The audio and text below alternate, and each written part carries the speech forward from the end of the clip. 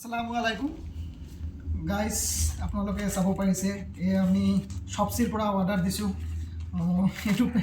এইটো পেকেট যে আছে এইটো পাৰ্চেলৰ দাম হ'ব লাগিছে অনলি 4 টকা। আমি 4 টকাত কি পাইছোঁ আপোনালোকক দেখাই আছোঁ। আপোনালোকে ধৈৰ্য সহকাৰে চাই থাকক। অনলি 4 টকা হা, শ্বপচিৰ পৰা। ৰুমাল হয় এইটো। কেইখন আছে ইয়াতে? 10 পিচ আছে ইয়াতে।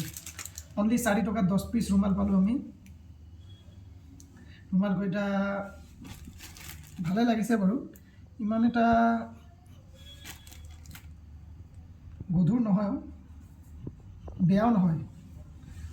আপোনালোকে ক'ৰবাত যাব বিচাৰিছে তেনেহ'লে এইটো ইউজ কৰি আপুনি পেলাই দিব পাৰিব, কোনো কথা নাই।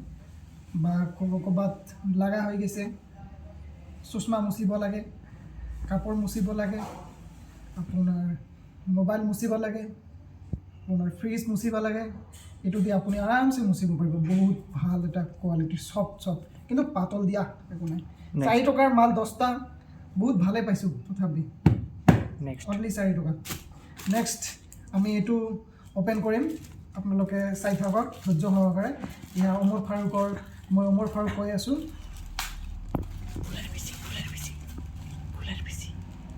ফুলের বিচি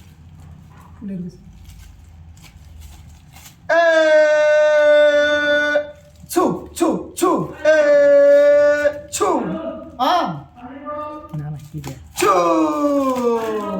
আপনারা চাব পাইছে কি অর্ডার দিছিল, আই পাইছে মাত্র 3 টকা, মাত্র 3 টকা। এইটো 3 টকাত আহি পাইছে 3 টকা, 3 টকা, 3 টকা, মাত্র 3 টকাত পাই গেলোঁ শ্বপচিৰ পৰা আমি।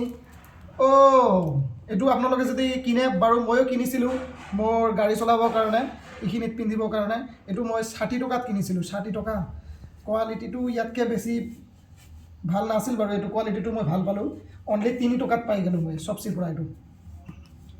এইটো আপোনালোকে ক্ৰিকেট খেলিব পাৰে, ফুটবল খেলিব পাৰে, গাৰ্লফ্ৰেণ্ডৰ লগত ঘূৰিব যাব পাৰে একদম। মই ওমৰ শ্বৰীফ, মোৰ গাৰ্লফ্ৰেণ্ড নাই বাৰু, আপোনালোকে জানে, কাৰণ মোৰ সেইটো নাই। মহব্বত হিয়া। নেক্সট গ'ল 3 টকা আৰু এয়া 4 টকা। নেক্সট আহি পাইছে এটা ডাঙৰ 4 টকা। এইটো কি আহিল বাৰু? এইটো ওন্না আহি গ'ল, ওন্না 4 পিস অনলি 4 পিচ 4 টকা। কোৱান্টিটি চাইছে 4 পিচ 4 টকা, অনলি 4 টকাত পাই গৈছে চবচি। হে ওন্না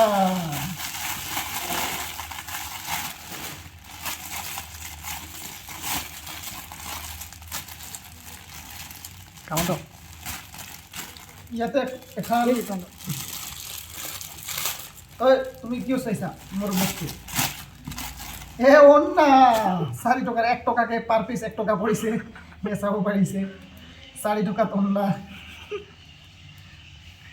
আচল কথা